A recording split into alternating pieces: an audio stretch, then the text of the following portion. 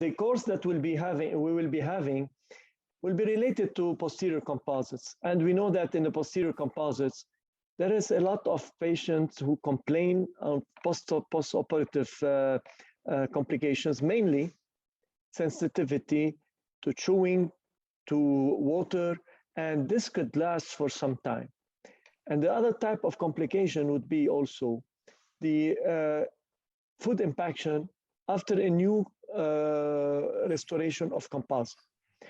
Mainly, we will be discussing how to deal with a posterior composite and how to try to reduce the sensitivity and how to be able to reduce all the stress that is generated from composite shrinkage. We know that this composite has a certain percentage of shrinkage that is bringing back in the two walls of the cavity because we have a good bonding. And this would generate a functional sensitivity. And plus, on top of that, it will also give us a lot of stress in the cavity. The other issue also is the contact point. The contact point is very technically sensitive to properly adjust in composites. It was much easier, I believe me, much easier when we used to have amalgam. And it used to last for a generation.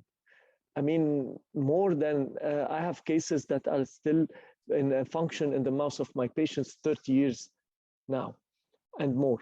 But in composites, I cannot say the same thing. The composite will wear and the contact point will wear, and we will have a food impaction in between. So we will be discussing this extensively and how to secure a proper composite.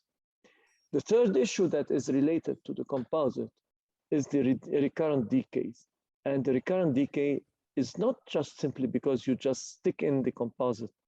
We need to understand the mechanism of the bonding, how the bond is will act on the dentine, what are the different steps, how it will act on the enamel, what bonding is good for enamel, what bonding is good for dentine. Are we just using the same bonding on all the steps, all the surfaces? And here is the major question that is to be discussed. And once we have understood the proper bonding, especially when we are dealing with class 2 cavities, where you have a gingival or subgingival or interproximal area, difficult to reach. How are we going to cure this area? And just putting a bulk material or any material that is advocated by the companies would do, and how to understand these materials and how to try to properly use them to reduce the eventual recurrent decay.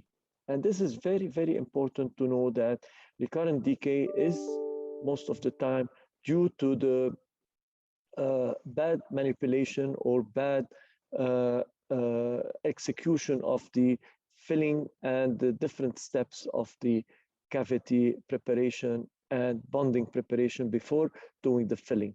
Boxing is very important. How to put the matrix, how to put the boxing material, and how to separate the teeth to compensate for the thickness of the boxing material would be very interesting to have a final result. It's not very important to have final sculpture of the cusps, primary, secondary grooves. It is important to have them, but this is not the envelope. This is the envelope, but basics is very important. Understanding the enamel, how it reacts to the etching, dentine, how it reacts to the etching, what type of bonding is, and priming, and how to do it to secure this kind of seal that is very important. And the most important seal is in the proximal area. The other issue is the occlusal, where to put your contact points, how to put them. Do you put them on a margin where we have a composite, where we have an enamel? Try to avoid them. How to avoid them? What type of final margin are we going to prepare? Is it a bevel? Is it a deep bevel? Is it a a straight angle. And these are very important steps that we have to understand to secure a proper long-term composite restoration.